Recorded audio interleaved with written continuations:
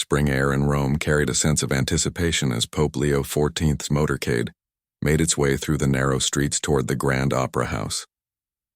It was a crisp evening in May, and the city buzzed with excitement about the charity gala that would bring together the world's elite to raise money for children's hospitals across Italy.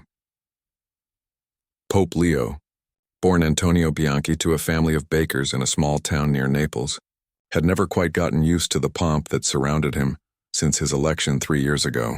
At 67, with silver hair and kind eyes that crinkled when he smiled, he still thought of himself as the simple parish priest who once fixed the church roof himself, rather than burden his struggling congregation with the cost. "We're almost there, Your Holiness," said Sister Francesca, his longtime assistant who managed his schedule with military precision. She handed him a program for the evening. "The pianist Victor Rossini is the highlight. They say he's the finest of his generation," the Pope nodded, scanning the program. "I've heard his recordings. Quite brilliant, though I've read he can be challenging in person." Sister Francesca's expression remained neutral, but her silence spoke volumes. Pope Leo sighed. He'd learned to read between the lines of Vatican politeness. "He's made comments about the church, hasn't he? Nothing direct, Your Holiness, just implications and interviews. His family has a complicated history with the church from the previous century." The car slowed as they approached the red carpet. Cameras flashed like lightning, and the crowd's murmur swelled to a roar as the Pope emerged. He smiled and waved, occasionally stopping to bless a child or speak briefly with an elderly person who had pushed to the front. These moments, these real human connections, were what kept him grounded amid the grandeur of his office. Inside the opera house, the marble floors gleamed under crystal chandeliers. The wealthy and powerful of Rome, Europe, and beyond mingled in their finest clothes, sipping champagne and exchanging pleasantries that disguised business deals and political maneuvers. Pope Leo moved through the crowd with practiced ease, shaking hands and offering brief blessings. "Your Holiness, what an honor," said the event organizer, a nervous woman with glasses that kept sliding down her nose. "We've arranged for you to sit in the central box. The acoustics are perfect there." "Thank you, but I'd prefer to sit among the people tonight," Pope Leo replied with a warm smile. "This is about the children we're helping, not about me." This small deviation from protocol sent a ripple of whispers through the staff, but Pope Leo had made similar requests often enough that they quickly adjusted. He was guided to a seat in the front row, where he settled in beside a surprised elderly couple who couldn't hide their awe at their unexpected neighbor. "Please enjoy the music," he told them kindly. "Tonight I'm just another lover of beautiful things." The lights dimmed and the concert began. For nearly an hour, the audience was treated to performances by opera singers, a string quartet, and a young violin prodigy who played with such feeling that many were moved to tears.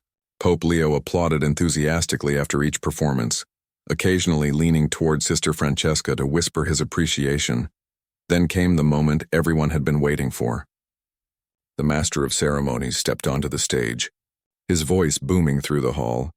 "Ladies and gentlemen, it is my profound honor to present the artist whom critics have called the voice of our century through ivory and ebony, the incomparable Victor Rossini."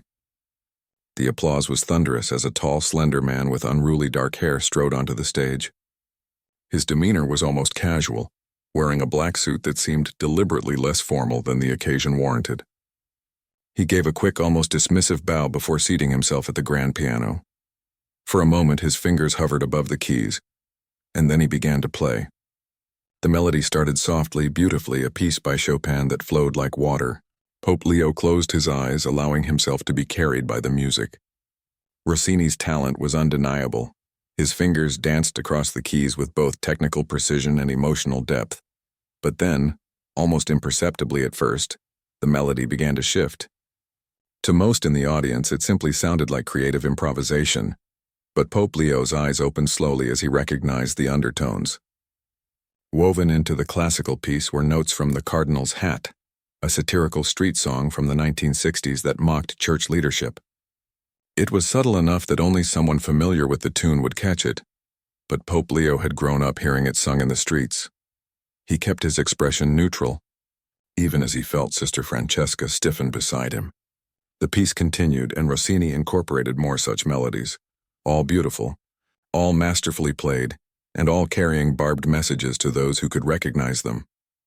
When the piece ended, the audience erupted in applause. Rossini stood, taking a deep bow, a slight smile playing on his lips. Instead of leaving the stage, however, he stepped toward the microphone. "Thank you," he said, his voice smooth and cultured. "It's not every day one performs for such a diverse audience." His eyes found Pope Leo in the front row. "I believe we have the Holy Father with us tonight." "What an honor." The audience applauded again, and cameras turned toward Pope Leo, who smiled graciously and nodded in acknowledgement. "I wonder," Rossini continued, "if His Holiness enjoyed my little musical medley. I tried to incorporate some traditional elements that might speak to the Church's long and colorful history. There was something in his tone, a challenge, an edge, that caused a sudden tension in the room. Some audience members shifted uncomfortably, sensing the undercurrent but not quite understanding it. Music, like faith, must evolve to stay relevant, mustn't it?" Rossini added, "though some institutions seem to find evolution challenging." A nervous laugh rippled through parts of the audience. Others remained silent, glancing between the pianist and the Pope. The event organizer took a half-step toward the stage, clearly unsure whether to intervene. Pope Leo maintained his calm smile, though those closest to him noticed a slight tightening around his eyes. This was far from the first time he had faced criticism or mockery. It came with his position, but rarely so publicly. So deliberately, Rossini played one more piece, this one without commentary but with the same subtle incorporation of tunes that carried mocking messages. When he finished, he received another standing ovation from those unaware of the subtext, while others applauded more tentatively, uncomfortable with the tension that now filled the beautiful hall. As Rossini took his final bow, he looked directly at Pope Leo and said into the microphone, "Perhaps the Church could learn something from music, the willingness to try new arrangements rather than playing the same old tunes." The cameras caught everything: Rossini's challenging gaze, the Pope's momentarily frozen smile, the shocked expressions of those nearby who understood the insult. Within minutes, as the gala continued with strained pleasantries and nervous conversation, clips were already circulating online. In the car returning to the Vatican, Pope Leo sat in silence, looking out at the ancient city gleaming under streetlights. Sister Francesca was already fielding calls on her phone, her voice low and urgent. "The press office wants to know how to respond," she finally said, covering the phone with her hand. "Cardinal Bottega is particularly upset. He's suggesting we issue a strong condemnation." Pope Leo continued to look out the window for a long moment. When he finally spoke, his voice was quiet but firm. "Tell them I'll handle this personally." "Your Holiness? Not tonight. I need to think." He turned to her with an expression she couldn't quite read.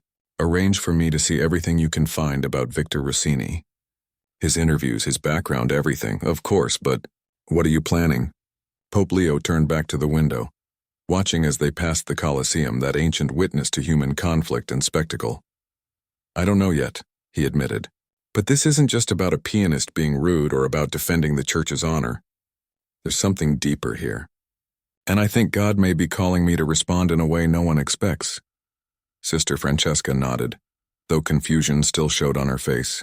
As the car passed through the gates of Vatican City, neither of them could have predicted how this strange evening would set in motion events that would change not only their lives, but the perception of the Church in the modern world. By dawn, the video clips from the charity gala had spread across the globe. Breakfast shows played the footage on repeat, the celebrated pianist Victor Rossini's thinly veiled mockery, and Pope Leo's frozen smile. Social media exploded with opinions, hashtags, and memes.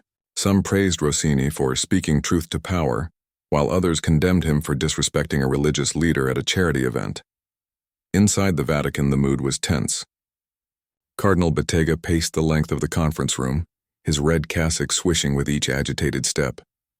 The morning sunlight streamed through tall windows, illuminating the faces of 8 senior cardinals gathered around the polished oak table. Their expressions ranged from outrage to concern, but all shared one common sentiment: something had to be done. This is an outrage. A deliberate provocation. Cardinal Bottega's Italian accent grew thicker with his anger. At 75, with bushy white eyebrows that seemed to have a life of their own, He represented the church's conservative wing. We must respond forcefully. Issue a statement condemning Rossini's disrespect and rudeness. Cardinal Wong, a soft-spoken man from the Philippines who headed the communications office, cleared his throat. With respect, perhaps we should wait for His Holiness to— Wait? Bottega interrupted. While this pianist makes a mockery of us? The video has 20 million views already. Our silence makes us look weak. Sister Francesca stood quietly by the door observing. She had known this meeting would happen with or without the Pope's blessing. Better to be here to report back. Cardinal Ortiz, a younger man with a scholarly demeanor, adjusted his glasses. The Holy Father asked for information about Rossini. Perhaps we should start there before deciding on a response. I have that information, Sister Francesca spoke up. All heads turned toward her. Rossini's grandfather was imprisoned during the war. He sought help from the church but was turned away. He died in prison. The family has held a grudge ever since. That was 80 years ago, Bottega exclaimed. Under a completely different papacy. Grief and resentment can span generations, Cardinal Chen said softly. The elderly Chinese cardinal rarely spoke at these meetings, making his words carry extra weight. But this does not excuse public disrespect. The discussion continued in circles as morning stretched into afternoon. Various statements were drafted and discarded. Some wanted to demand a public apology. Others suggested quietly reaching out to Rossini. A few even proposed canceling the pianist's upcoming performance at a UNESCO event where the Vatican had influence. Meanwhile, 3 floors above them, Pope Leo sat alone in his private study, a stack of articles and printouts about Victor Rossini on his desk. He had been reading since sunrise, learning about the man who had so publicly challenged him. There was a knock at the door. Enter, Pope Leo called. Father Tomas. His private secretary stepped in with a lunch tray. You haven't eaten, Your Holiness. Thank you, the Pope said, but made no move toward the food. Have you seen the news? Father Tomas placed the tray on a side table. It's difficult to avoid. The cardinals are meeting downstairs. Without inviting me, Pope Leo noted with a faint smile. I imagine Cardinal Bottega is calling for fire and brimstone. Something like that. Father Tomas hesitated. The press office has received hundreds of requests for comment. And Rossini gave an interview this morning on GBN. He doubled down. Pope Leo nodded and reached for a tablet. Show me! Father Tomas pulled up the interview. On screen, Rossini sat comfortably in a studio, looking as if he hadn't a care in the world. Do you regret your comments last night? The interviewer asked. Rossini's smile was confident, almost smug. Why would I? Art should challenge institutions, especially ones that claim moral authority while clinging to outdated ideas, but critics say you were disrespectful to use a charity event to make a political statement. The church has used charity for political purposes for centuries, Rossini countered. Besides, I didn't say anything untrue. I simply asked if an ancient institution can evolve or if it's doomed to irrelevance. Pope Leo watched silently, his expression unreadable. What would you say to Pope Leo if he were watching? The interviewer pressed. Rossini looked directly into the camera. I'd say that beautiful music requires both tradition and innovation. A pianist who only plays old compositions exactly as written becomes a museum piece, not an artist. Perhaps the same is true for a church. The Pope turned off the tablet and sighed deeply. He's clever, he finally said, and not entirely wrong, though his understanding of the church is simplified. Father Tomas looked surprised. You're not angry. Oh, I'm frustrated, Pope Leo admitted. But anger rarely leads to wisdom. He stood and walked to the window, looking out at St. Peter's Square below, where tourists snapped photos and pilgrims prayed. Did you know I almost became a musician? Before I heard the calling to priesthood. My mother saved for years to buy an old piano. Father Tomas remained silent, sensing the Pope needed to think aloud. Rossini plays beautifully, Pope Leo continued. Even while weaving in those satirical melodies, his technique was flawless. There's passion there and conviction, not just empty provocation. A knock interrupted them and Sister Francesca entered, looking weary. The cardinals have drafted a statement, she said, holding out a paper. They seek your approval. Pope Leo took the paper and scanned it. His eyebrows rose slightly as he read. The Vatican condemns in the strongest terms the disrespectful and inappropriate behavior of Victor Rossini, whose immature provocations have no place in civil discourse, he read aloud. We pray for his moral development and return to respectful engagement. He let the paper drop to his desk. This sounds like we're scolding a schoolboy not engaging with a cultural figure. Sister Francesca suppressed a smile. Cardinal Bettega was the primary author. I suspected as much. Pope Leo sat back down at his desk. They're waiting for an answer? Yes, Your Holiness. The press office hopes to release something before the evening news cycle. Pope Leo picked up one of the articles about Rossini. It showed the pianist visiting a children's hospital, playing for young cancer patients. Another photo showed him at a protest against government corruption. Tell them I'm still considering our response, he said finally. No statement today. Sister Francesca hesitated. They won't be pleased. I'm sure they won't, Pope Leo agreed mildly. But rushing to condemn is rarely the path to understanding. After she left, Father Thomas gestured to the lunch tray. You should eat something, Your Holiness. Pope Leo nodded absently, his mind clearly elsewhere. Have my old piano brought up from storage. Your piano? But it hasn't been played in years. Then it's time to change that. The Pope smiled slightly. And find me recordings of Rossini's performances from the last 5 years, all of them. As Father Thomas left to fulfill these unusual requests, Pope Leo turned back to the window. Outside, the Eternal City continued its busy pace, unaware of the quiet contemplation taking place within the Vatican walls. By evening, Cardinal Bettega was in a state approaching apoplexy. The Pope's refusal to issue a statement had leaked to the press, sparking new headlines. Pope considers response to Pianist's challenge and Vatican divided over Rossini controversy. This makes us look indecisive, Bettega complained to anyone who would listen. The faithful need a strong response, but no strong response came. Instead, Vatican staff were puzzled to hear piano music coming from the Pope's private quarters late into the night. The simple melodies were played slowly, sometimes stopping and restarting like someone remembering a long-forgotten skill. The next day brought new developments. Rossini was interviewed on 3 more programs, each time becoming more pointed in his criticism of the Church. Several conservative Catholic groups announced boycotts of his concerts. Liberal commentators praised him for starting an important conversation about religious institutions in modern society. Through it all, Pope Leo remained publicly silent. He canceled 2 minor appointments but kept his meeting with a group of schoolchildren, smiling and blessing them as they presented him with handmade cards. If the controversy weighed on him, he showed no sign of it to the children. Behind closed doors, however, the Pope was far from inactive. He spent hours on the phone, making calls that left his staff bewildered. He requested books on modern music theory and cultural criticism. Most strangely, he asked for the contact information for 3 people: a rabbi known for her work in interfaith dialogue, a retired music professor from Milan, and a sound engineer who had worked with Rossini. On the 3rd day after the gala, Pope Leo finally summoned the cardinals. They arrived expecting to approve a carefully worded statement. Instead, they found the Pope sitting calmly, a single sheet of paper before him. Thank you all for your patience, he began. I've decided how we will respond to Mr. Rossini's challenge. Cardinal Bettega leaned forward eagerly. You've approved our statement? No, Pope Leo said simply. I'm going to invite him here. The silence that followed was absolute. Invite Rossini to the Vatican? Cardinal Wong finally managed. Yes, the Pope nodded.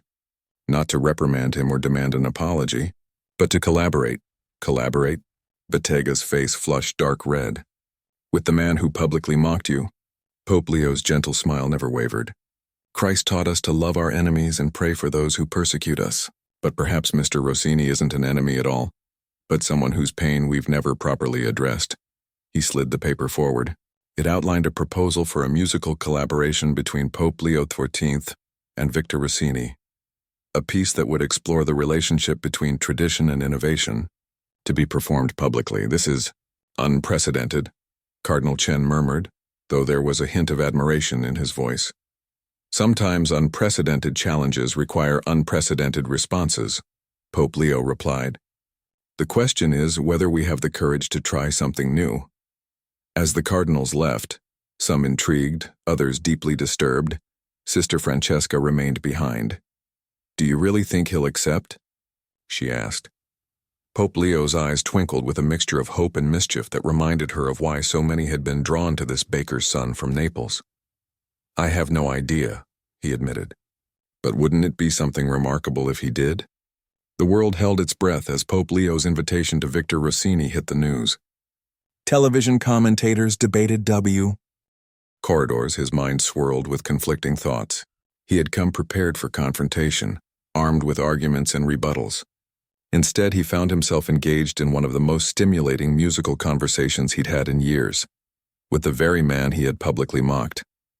Outside, reporters shouted questions as he quickly got into his waiting car. "Mr. Rossini, what did the Pope say? Will you collaborate? Do you regret your comments?" Rossini rolled up the window without answering, suddenly needing time alone with his thoughts. As the car pulled away from the Vatican, he realized that for the first time in years, he wasn't certain of his next move, and somehow, that uncertainty felt strangely like the beginning of something important. For 3 days after his meeting at the Vatican, Victor Rossini told no one about his decision. He ignored calls from his manager, declined interview requests, and spent hours alone at his piano, playing fragments of melodies that seemed to be searching for something just beyond reach. On the 4th day, he called Lucia. "I'm going to do it," he said without preamble when she answered. A pause. "The collaboration with the Pope?" "Yes," another pause. "Are you sure?" Rossini gazed out his apartment window at the morning light spreading across Rome. "Not entirely, but I'm going to do it anyway," Lucia sighed. "Your fans won't understand. Some will see it as selling out." "I know. And the conservative Catholics? They'll never accept you." "I'm not doing it for them," Rossini said. "I'm doing it because he surprised me, and because the music we discussed might actually be worth creating." That afternoon, a simple press release went out from both Rossini's management team and the Vatican press office. Pianist Victor Rossini and Pope Leo XIV announce a musical collaboration exploring the dialogue between tradition and innovation. The piece will be performed at a public event, with details to be announced. The reaction was immediate and fierce. Music critics questioned Rossini's artistic integrity. Religious commentators speculated about the Pope's motives. Social media erupted with hot takes and hasty judgments from people who knew nothing about either man beyond their public personas. Rossini's inbox filled with messages ranging from congratulations to accusations of betrayal. His most recent album was pulled from rotation by several progressive radio stations. A scheduled appearance at a university was canceled. At the Vatican, the response was equally divided. Cardinal Bottega led a faction of clergy who barely concealed their disapproval, while others cautiously supported the Pope's unorthodox approach. Rumors circulated about heated arguments behind closed doors, with some senior church officials warning that the collaboration would undermine papal dignity. Through it all, the two men at the center of the storm met regularly in the Pope's private study, focused solely on the music they were creating together. "This passage needs something more," Rossini said during their 4th session, playing a sequence of notes that had been giving him trouble. "It feels hollow." Pope Leo listened carefully, his head tilted slightly to one side. "What if we incorporate elements from the Gregorian chant tradition here? Not directly, but as an undercurrent?" Rossini considered, then tried a variation that subtly wove in the ancient pattern. The melody suddenly gained depth, the contemporary structure now supported by echoes of something timeless. "That works," he admitted, surprised. "How did you know?" The Pope smiled. "Some traditions survive for centuries because they contain something essential. The trick is recognizing which elements those are." As weeks passed, their working relationship deepened into something neither had anticipated: genuine respect, and perhaps even the beginnings of friendship. Rossini found himself impressed by the Pope's willingness to push beyond conventional boundaries. While Pope Leo admired the pianist's technical brilliance and emotional honesty, their collaboration wasn't without challenges. They argued over certain passages, sometimes heatedly. Rossini insisted on provocative elements that made the Pope uncomfortable, while Pope Leo occasionally retreated into traditionalism that frustrated the pianist. But through these creative tensions, something unique began to emerge. A composition that honored its classical roots while boldly exploring new territory. "My grandfather would think I've lost my mind," Rossini confessed one afternoon as they took a break. He rarely spoke of his family, and the Pope recognized the significance of this opening. "Because you're working with the church?" Pope Leo asked gently. Rossini nodded, staring into his cup of espresso. He never talked about his time in prison, but my father said he would wake up screaming some nights. He died still waiting for someone to acknowledge what happened to him. Pope Leo was silent for a moment. "The church has much in its history to answer for," he finally said. "We cannot undo past wrongs, but we can commit to being better." "Is that what this collaboration is about for you? Making amends?" "Partly," the Pope admitted. "But it's also about something more. About showing that meaningful dialogue is possible even between people who seem fundamentally opposed." Outside the Vatican walls, public interest in their project continued to grow. Journalists camped outside Rossini's apartment building. Vatican security had to turn away curious tourists trying to sneak into the Pope's private quarters.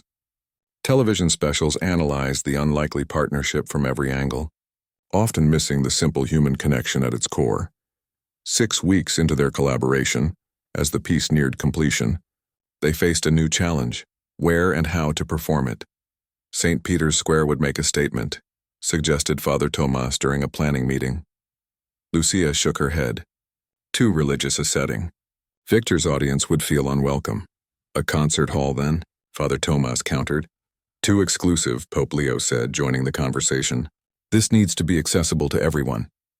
They went back and forth, each suggestion raising new complications. The venue needed symbolism, accessibility, and adequate space. It needed to feel neutral, yet significant. After the meeting, Rossini lingered in the Pope's study, looking troubled. "Something on your mind?" Pope Leo asked. "I'm starting to wonder if this was a mistake," Rossini admitted. "The logistics alone are becoming a nightmare. And we still haven't resolved the third movement." "You're having doubts," the Pope observed, "aren't you?" Rossini challenged. "The conservative cardinals are whispering about you undermining church authority. My colleagues in the music world think I've been co-opted for a PR stunt." Pope Leo smiled faintly. "I've been doubted before. When I first spoke about expanding roles for women in church leadership, half the Vatican thought I'd lost my mind. When I sold the papal yacht and redirected the money to refugee services, I was accused of abandoning tradition." "And that doesn't bother you?" "Of course it does," the Pope said simply. "I'm human. But I've learned that meaningful change never comes without resistance. The question is whether what we're creating is worth that discomfort." Rossini turned to the piano, playing the opening notes of their composition, a melody that began with traditional structure before evolving into something more complex and challenging. "Musically, it's some of my best work," he acknowledged. But you're worried about what happens after," Pope Leo finished for him. "How this will change how people see you." "Yes." The Pope moved to stand beside the piano. "May I?" he asked, gesturing to the bench. Rossini shifted to make room, and Pope Leo sat down beside him. His fingers found the keys, playing the gentle counter-melody they had composed for the second movement. "When I was a young priest in Naples," he said as he played, "I worked in a neighborhood where few people attended church. They saw the institution as remote, judgmental, irrelevant to their daily struggles. So I started a small music program. Just a few instruments, some donated sheet music. Within months, the church was full every Sunday, not just for Mass, but for community concerts and children's recitals." His hands continued moving across the keys, the melody flowing smoothly despite his years away from regular practice. "What I learned then has stayed with me. Music builds bridges where words alone cannot. It speaks to something deeper than our conscious thoughts or stated beliefs." He paused, both in speech and playing. "That's what this collaboration can do, Victor. Not change minds overnight, but open hearts to possibilities they hadn't considered before." Rossini found himself nodding slowly. "I still don't know where we should perform it." "I might have an idea about that," Pope Leo said with a small smile. "But first, shall we solve that troublesome third movement?" For another hour they worked side by side, their creative differences now a strength rather than an obstacle. When Rossini finally left that evening, the security guard at the Vatican gate noticed something different about the pianist, a sense of purpose that hadn't been there before. The next morning, Pope Leo summoned his close advisors to announce his decision about the performance venue. Cardinal Bettega's face turned an alarming shade of red when he heard the plan. "The Colosseum," You want to perform at the Colosseum? He sputtered. Where Christians were once martyred for their faith. A place with complex history, Pope Leo acknowledged calmly. A symbol of both human cruelty and endurance. A space that belongs to everyone, not just the church or the artistic elite. But the symbolism is exactly what we need, the Pope interrupted gently. A reminder that places of past division can become sites of new understanding. Not everyone was convinced, but Pope Leo's mind was made up. That afternoon he called Rossini to share his idea. The pianist was silent for so long that the Pope wondered if the connection had been lost. Victor, are you there? I'm here, Rossini finally responded.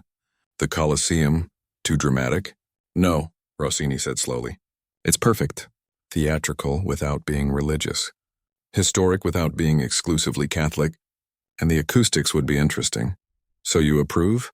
More than approve, Rossini said, and Pope Leo could hear the smile in his voice. I think it's brilliant. Over the next few days, arrangements were made at remarkable speed. The Italian government, initially hesitant, was won over by the cultural significance of the event. Engineers and sound specialists began working out the technical challenges of staging a performance in the ancient amphitheater. Security experts from both the Vatican and Italian police developed plans to manage the expected crowds. A date was set, exactly 3 months from the night of the charity gala, where their unlikely story had begun. As news of the venue spread, public interest reached new heights. Tickets made deliberately affordable, sold out within hours. Television networks around the world arranged for live broadcast rights. Social media buzzed with anticipation, speculation, and continuing controversy. Through it all, Pope Leo and Victor Rossini maintained a bubble of focused creativity around themselves, putting the final touches on a composition that had evolved from a tentative experiment into something they both believed in deeply. Are you nervous? Pope Leo asked Rossini during their final rehearsal. 2 days before the performance, the pianist's hands moved confidently across the keys as he played the complex sequence they had spent weeks perfecting. Terrified, he admitted with a small laugh. But in the good way. The way that tells me we're doing something that matters. Pope Leo nodded, understanding exactly what he meant. Then we're ready. The day of the performance arrived with a sky so perfectly blue it seemed painted for the occasion. By mid-afternoon, crowds had already begun gathering around the Colosseum, a sea of humanity stretching in all directions. People from every background imaginable stood together. Nuns in traditional habits beside college students with brightly colored hair, families with small children alongside elderly couples who had traveled from distant countries. Inside the ancient structure, final preparations were underway. Sound technicians made last-minute adjustments to the complex system, designed to carry music throughout the massive amphitheater. Lighting specialists tested spotlights against the deepening afternoon shadows. Security personnel walked through their protocols one last time. In a temporary room set up near the performance area, Victor Rossini paced back and forth, his usual confidence momentarily shaken by the magnitude of what they were about to attempt. 20,000 people out there, he muttered. Plus millions watching the broadcast. Lucia handed him a bottle of water. You've played for large audiences before. Not like this, Rossini said. Not with these stakes. A gentle knock at the door interrupted them. Father Tomas poked his head in. His Holiness would like a word before the performance if you're available. Rossini nodded, straightened his jacket, and followed the priest through a maze of temporary corridors. They emerged into another room where Pope Leo sat quietly, dressed not in his formal papal regalia, but in a simple white cassock. He looked up with a warm smile as Rossini entered. Nervous? The Pope asked. Trying not to show it, Rossini admitted. Pope Leo laughed softly. I abandoned that pretense hours ago. My hands haven't trembled this much since my first Mass. The simple confession of vulnerability somehow eased Rossini's own tension. He sat down in the chair opposite the Pope. I've been thinking about how this all started, Rossini said. That night at the gala seems like a lifetime ago. In some ways it was, Pope Leo agreed. We were different people then, with assumptions about each other that turned out to be incomplete at best. I was arrogant, Rossini acknowledged. And I was perhaps too comfortable in my institutional role, the Pope countered. We both needed the challenge the other presented. They sat in companionable silence for a moment, each lost in reflection. Whatever happens tonight, Pope Leo finally said, "I want you to know that I'm grateful for these months of collaboration. They've reminded me of something essential that's too easy to forget behind Vatican walls." "What's that?" "That genuine encounter, the kind where we risk being changed, is at the heart of both faith and art." The Pope's eyes crinkled with his smile. "And that I still enjoy playing piano, even if my fingers aren't as nimble as they once were." Another knock at the door signaled it was time. Pope Leo stood and extended his hand to the pianist. "Shall we go challenge some expectations?" Rossini took the offered hand. "Let's make it count." As the sun began its descent toward the horizon, casting a golden glow over the Colosseum's ancient stones, the audience settled into their seats. An expectant hush fell over the crowd as spotlights illuminated the central performance area, where two grand pianos faced each other on a circular stage. From opposite sides of the arena, two figures emerged. One, an elderly man in white, walking with the measured dignity of his office but with a warmth in his face that television cameras rarely captured. The other, a younger man in black, moving with the confident grace of someone accustomed to the stage but with a hint of reverence new to his bearing. They met in the center, bowed to each other as equals, then turned to acknowledge the audience with a shared bow. Without ceremony or introduction, they moved to their respective pianos and sat. For a breathless moment, nothing happened. Then, Pope Leo's fingers touched the keys, beginning a simple, almost medieval melody, pure, unadorned, reminiscent of the Gregorian chants that had echoed through cathedrals for centuries. The notes floated through the Colosseum, hauntingly beautiful in their simplicity. After establishing this theme, he nodded to Rossini, who entered with a complimentary melody that subtly transformed the traditional progression. His playing respected the original theme but added complexity and modern harmonies that made it breathe in new ways. The two musical lines danced around each other, sometimes in harmony, sometimes in gentle contradiction, always in dialogue.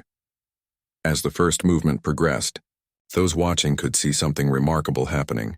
The two pianists were communicating through their music, responding to each other's subtle cues, building something together that neither could have created alone. When Pope Leo introduced a phrase with particular feeling, Rossini would catch it and develop it further.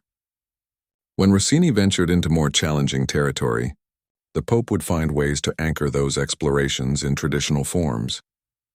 The second movement began with Rossini taking the lead, his fingers flying across the keys in a display of technical brilliance that drew gasps from the audience. The music was questioning, challenging, at times almost confrontational, reminiscent of his approach at the charity gala months earlier. But there was a crucial difference. Rather than mockery, there was now genuine inquiry in his playing. Pope Leo responded not with resistance but with thoughtful musical phrases that acknowledged the questions while offering perspectives drawn from tradition. Their musical conversation deepened, occasional dissonance resolving into unexpected harmony before opening new questions.